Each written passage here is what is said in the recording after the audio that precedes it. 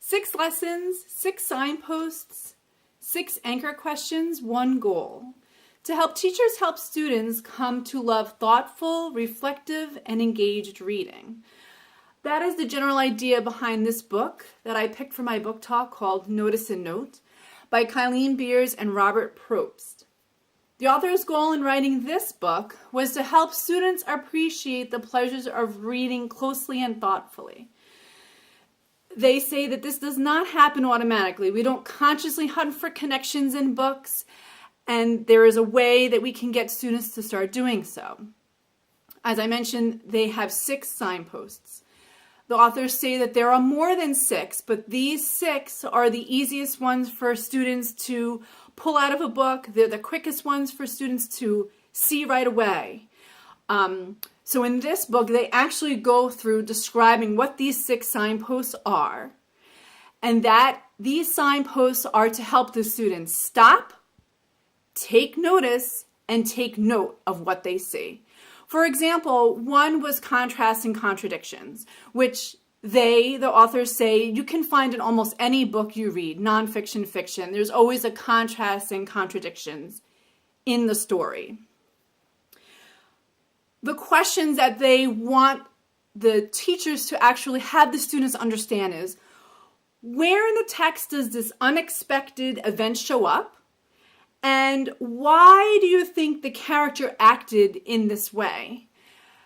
The authors say that over time, the students, once they learn how to find these signposts, these 6 that they note in the book, they will stop, they'll take notice of it and take note. In the book, they have some research of how this has been done.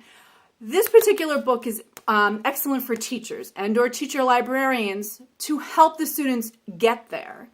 There are a bunch of questions for the teachers here and answers. How do I get my students to understand, for instance, the contrast and contradiction signposts in a book?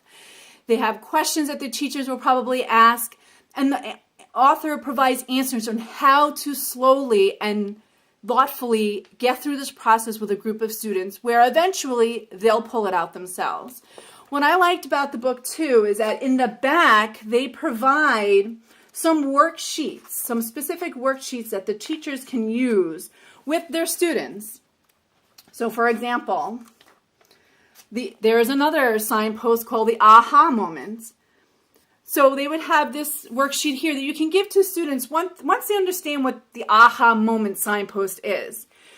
They'll take note and they'll take notice and take note. What is the aha moment? And then here they ask, what inferences can you make about what the character will do now or think now? So I thought this was a very interesting book. It has a lot of detail about the 6 specific signposts that they feel are worthwhile for students to understand.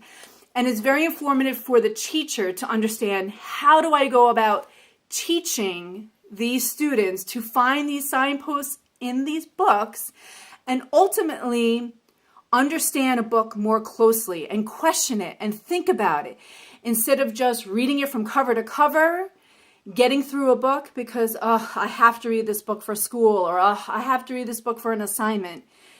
Really engaging the reader in understanding, wow, wait a minute, I found something and I noticed this, and now I feel this will happen next.